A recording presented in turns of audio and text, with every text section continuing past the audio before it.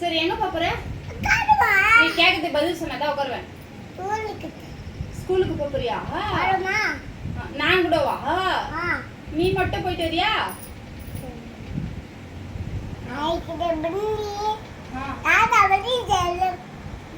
வண்டியில ஏத்திமே விடுவா? எங்கடா போற? பேக் மாட்டின்னு எங்க போற? பச்சை முச்சுனா வா போற?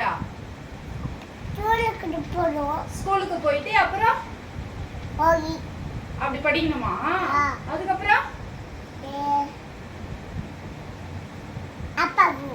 அப்பா அப்பா போல ஆக போறியா?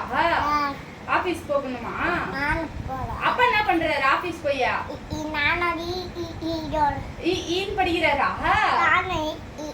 அப்படி படிக்கணுமா?